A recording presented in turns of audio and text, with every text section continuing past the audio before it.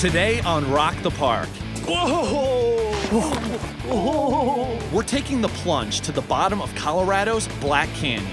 Right now, we are learning why not too many people dared to venture down here. It's rugged, beautiful, and wild. We've just spotted a couple of big hogs.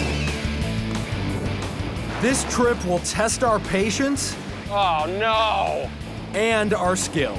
I already can't exactly tell where we go from here. And it all starts right now. We got our work cut out for us. Yeah, we do.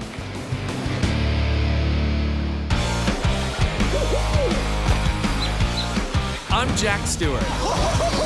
And I'm Colton Smith. We've been buddies for years, and we love exploring the national parks. It's all about packing up a car and just doing it. Just hitting the road. Our goal is to visit every national park in this country. And when you go off the beaten path like we do, There's no telling what will happen next. get set to rock the park.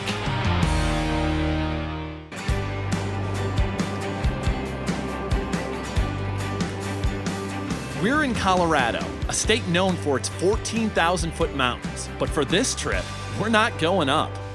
This is the gateway to one of the darkest, steepest, most dreaded canyons in the American West. The Black Canyon of the Gunnison. The canyon is so narrow that some areas only receive 33 minutes of sunlight a day.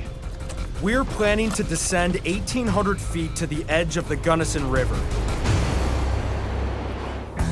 Most people think going down is the easy part. Not so when you have a bad knee like I do. At the end of the day, I'm gonna be in a little bit of pain. And we've heard the canyon is covered in poison ivy. It's the biggest poison ivy I've ever seen. It could get ugly, you know. It could get real ugly. I do not like poison ivy. No. Black Canyon of the Gunnison National Park is located in southwestern Colorado, about 80 miles from Grand Junction. The park contains the most spectacular 12-mile stretch of the canyon. In the distance, we can see the eastern edge of the Rocky Mountains. What we can't see yet is the Black Canyon. Man, this is kind of crazy. We are in the park right now, and we have yet to see the canyon. I know. In fact, it looks like we just have rolling hills. This is one of the smallest national parks and one of the newest, first becoming a national monument in 1933 and then a park in 1999. Oh man, so check that out. I think that's the canyon up there. Wow. That looks like it just drops off instantly. The land splits open right before our eyes. Can you imagine walking along not paying attention? You might never see this coming. I think that's why this is one of the most dreaded canyons in the entire West, because it comes out of nowhere. You can see the other side. It's right there. That just shows you how narrow the canyon itself is. But knowing how steep it drops, I mean, that's intense. One of the best views of the canyon is on the north rim. An overlook gives us our first glimpse of the route we'll be hiking tomorrow. Whoa. Wow. That is deep. That is straight down. The canyon started forming 2 million years ago, when the river started forcing its way through the layers of rock. Much of the canyon is made up of gneiss, one of the hardest stones on the planet. That's why the river cuts such a narrow pathway. Oh, and then do you see that? Yeah. I think that's Painted Wall. Painted Wall gets its name from the streaks of lighter colors you can see all across it. Those lines were formed by volcanic activity millions of years ago. The top of the wall sits 2,250 feet from the canyon floor. So that's not just the tallest point here in the canyon, but that's the tallest cliff face in the state of Colorado. If you're the tallest at anything in Colorado, that's saying something. Yeah, it is. Man, this is incredible. Tomorrow's trail to the river is down the north wall of the canyon. We'll camp by the river and try our hand at fly fishing for the first time. So do you guys know what to do with those things? Not even remotely. Yeah. But first, we have to get down there. This isn't gonna be a hike, but more of a scramble through massive boulders, loose rock, and we're gonna drop about 1,800 feet in 1.7 miles. The steepness here is so crazy that there really isn't a trail. It's kind of follow your nose and go with your gut. And that's what makes it so dangerous. The rock can crumble. There are few handholds, and some paths lead only to a cliff.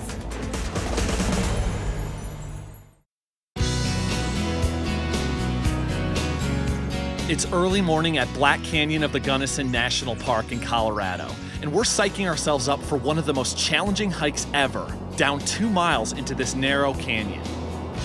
First, we gotta stop by the ranger station to get our wilderness permit. It's right at the trailhead, so we can just grab it and go. Sweet. The park only allows 90 people a day to go into the canyon, which helps protect the fragile ecosystem. And they want to make sure hikers know what they're getting themselves into. Have you ever hiked into the canyon before? No, we have not. So it's unlike any hike you've ever done before. Kind of what I've been reading is it's not even really a hike as it is a scramble. You use your hands, you use your body to move yourself. It's not like a hike, it's more like a climb without ropes in some places. Yeah. Poison ivy is bad, as we've heard. Yeah, it is pretty bad down there. It's probably about up to your shoulders in some spots right now. Other big thing, it's up to you to be safe in the canyon. We're not gonna come get you unless something really, really bad is happening. So be prepared to get yourself out of the canyon. Oh, man. Oh, that's a long way down. 1,800 feet to be exact. Most people hate the uphill and like the downhill, but I've had 2 reconstructive knee surgeries, so for me, it is the exact opposite. I am especially susceptible to poison ivy. I have a much larger allergic reaction than most people. I can't wait to get down, but at the end of the day, I have a feeling that I'm gonna be in a little bit of pain. You're probably all laughing at me right now because I'm wearing pants, long sleeve shirt, gloves. It's about 90 degrees out here today, but I'm telling you this, I am not getting poison ivy.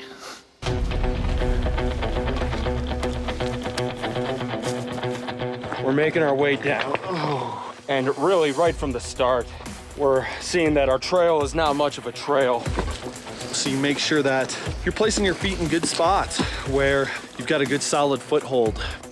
Some of these rocks are stable, and some of them, just by looking at them, yeah, you can tell that they're incredibly loose. Right now, we are learning why back in the day, not too many people dared to venture down here. The Black Canyon got its name because the steep walls block the sun and it gets really dark down here. I already can't exactly tell where we go from here. Is it down here, or did we pass something up there? I think we hug the canyon walls, continue this way, and if we see something else, we'll split off and follow that. A wrong turn could lead to a dead end at a cliff, or have us struggling through terrain even harder than what we've already got. All right, so it looks like we've actually got some down climbing up here. I think we're gonna have to go down this thing like a ladder.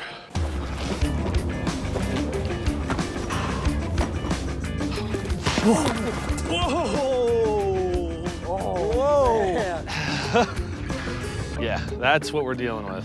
Thank you. That was good teamwork. Yeah, I was afraid I was gonna shove you right off the canyon wall right there. Taking a closer look at these leaves, this may have been a closer call than I even realized. Oh, you are lucky that you Yeah, didn't fly the opposite way. this right here is some poison ivy. Or at least I think so. It looks different from what I'm used to, but it has those telltale 3 leaves. I would have gone head first right into this poison ivy, and my face probably would have looked like, you know, some ugly, purple, gnarly looking catcher's mitt. And it extends. It keeps going. You've got more going all the way down. These plants can grow 4 to 5 feet tall, making them easy to spot, but hard to avoid. I'm sorry, man. I know how much you hate this stuff. Here we go. Avoid. Avoid. While Jack's avoiding, I'm starting to wonder, is that really poison ivy? It's the biggest poison ivy I've ever seen. Something doesn't seem quite right. I'm pulling out the guide. So, I decided to actually check on this, and unfortunately, that is not poison ivy. That is poison ivy. You know it's poison ivy when you see a vine or a bush with clusters of 3 almond-shaped leaves at the end of long stems. The leaves range from light to dark green, and in the fall they turn bright red. So, unfortunately, avoiding that, we could have been rubbing up against actual poison ivy for the entire time. I'm sticking with this. We've got our arms covered. I have my hands covered. That's about all I can do. You know, man, whatever happens, happens. We're trying our best. Okay, so that's the enemy. And if you look down the path, you can see that it is in fact on every side of it.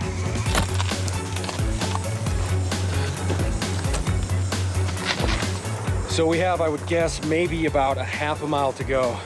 We'll be down at the river. So far, I'm not feeling it too bad in my knees, but it is starting to come on.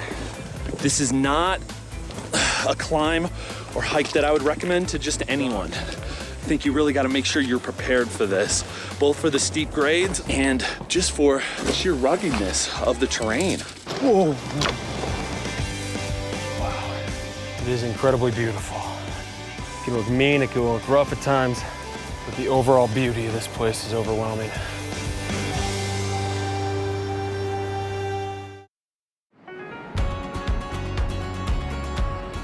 After a mad scramble down, we're finally reaching the bottom of the Black Canyon of the Gunnison in Colorado. It's one of the newest national parks, sheltering a 12-mile stretch of the Gunnison River, which is one of the best fishing spots in the country. All right, we made it to the river. The mighty Gunnison. We're hoping to have fresh fish for dinner, but as usual, that means we're trying our hand at something new. We're meeting up with Brant, a park ranger who's going to give us our first ever fly fishing lesson. How are ya? Doing well. Good to see you. Good to see ya. Man, is it beautiful down here. It's incredible. You get paid off for all the work to get down here, huh? Yeah, and look what we brought, all the way down from the top. Excellent.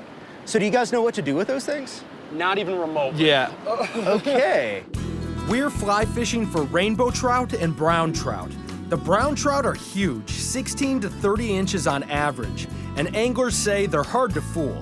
One thing's sure, there are plenty of them out there.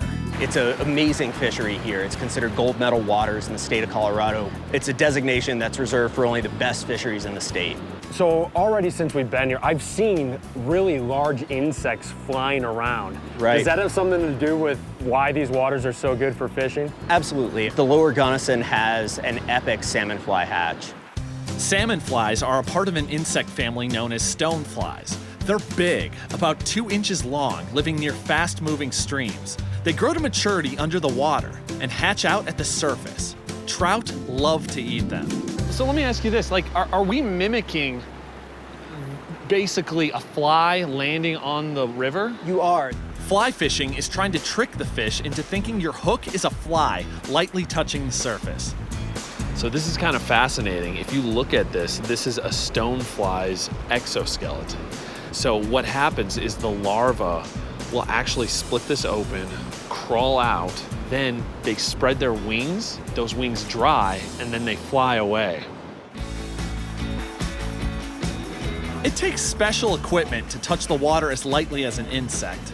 These flexible 9-foot fishing rods are strung with lines that where they touch the water are as light and as thin as a strand of hair. And that's where we have to tie on an artificial fly that weighs no more than a feather. We were talking about salmon flies earlier, and this is a salmon fly mimic. Oh man, wow. Cool. So one of you guys want to try salmon fly? Sure. I'm so bad at tying knots, so this is something that I need to be like hyper-focused on. This will be very good practice for me. I'm not a patient man, and I'm working very hard to try to become one. And that's before we start trying to fish. Brant shows us how to place the fly at a spot where you think a big trout might be lurking. Every time he moves his arm back, he's releasing a little bit of line. When the line is long enough, he gently throws the line to the spot he's chosen. The fly rests lightly on the water as the current carries it along. So are you guys seeing the basics of the cast as far as Yeah, I think elbow, so. wrist, and forearm are locked? Just kind of in that handshake type position. And then it's 2 o'clock, 10 o'clock. 2 o'clock, 10 o'clock. Let's give it a shot. All right. At first, when I get into the water, I'm trying to get this cast going, but I'm a little overzealous with it. For me, I'm not patient at all, and so fishing has always been a bit of a challenge, so I'm just trying to look at it as one step at a time. First, casting.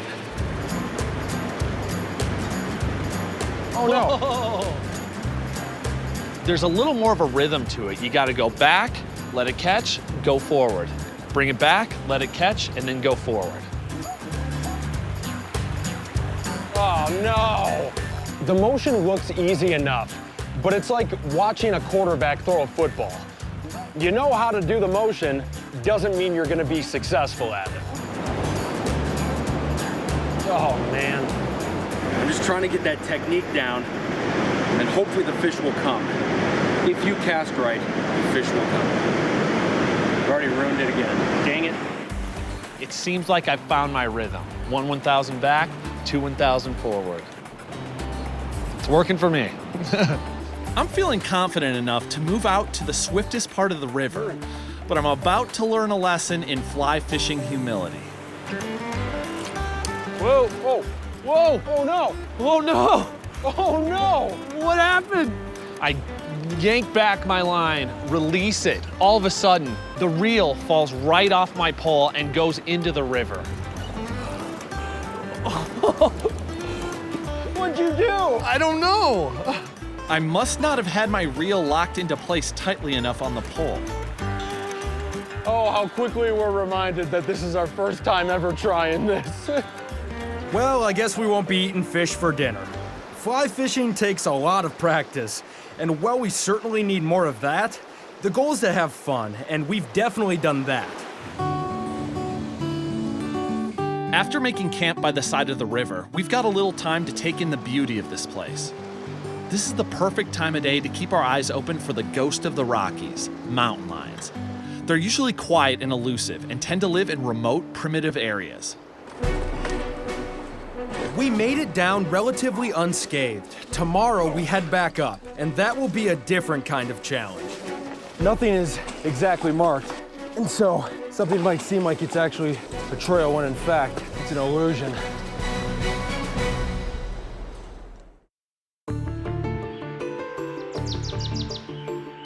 From the bottom of the Black Canyon of the Gunnison, sunrise is just a sliver of light up at the rim. All right, so it's bright and early, and we're getting ready to climb our way back out of the canyon.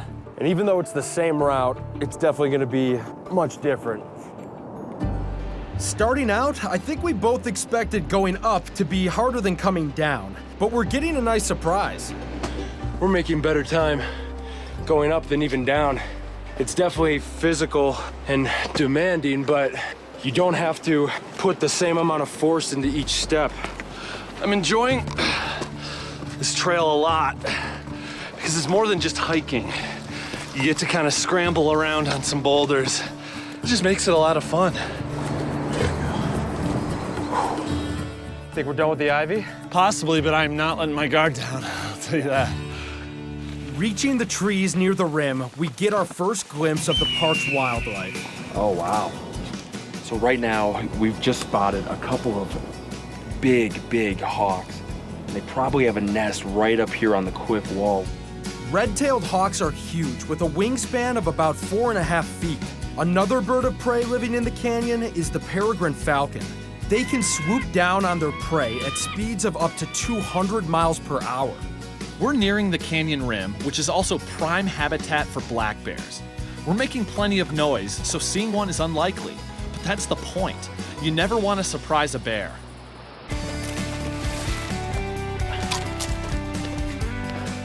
And we are out. Yes. Whew. So my knee held up. Jack escaped getting poison ivy, we think, and our descent into this vertical wilderness taught us a lot. You look out into this canyon and it just seems so rugged and wild. And then we get to the bottom and it's just peace and solitude. We get so bogged down with the action and the chaos that we're always chasing that I think we forget to kind of sit back and appreciate the moment. Fly fishing. I mean, that was amazing. It was neat to learn what these fish are looking for and have an understanding of that biology that makes up the ecosystem. These are the places where you get a little sad to leave, you know? And then you remember, oh yeah, we've got over 400 national parks that we gotta go explore. The Black Canyon of the Gunnison has strengthened our minds along with our muscles. And that's the way that we like it. And remember, Hey, if we can do it, So can you. So the next chance you get, go out and rock the park. Now, let me ask you this. I think I saw a gas station right outside of the park. We gotta hit that, because I need some coffee. Yeah. To hit the road. Beat? Yeah, are you kidding me? I We know, just that was climbed up intense. about 1,800 feet. So if we're gonna drive to the next park, I need a little caffeine. We can do that. Okay, good.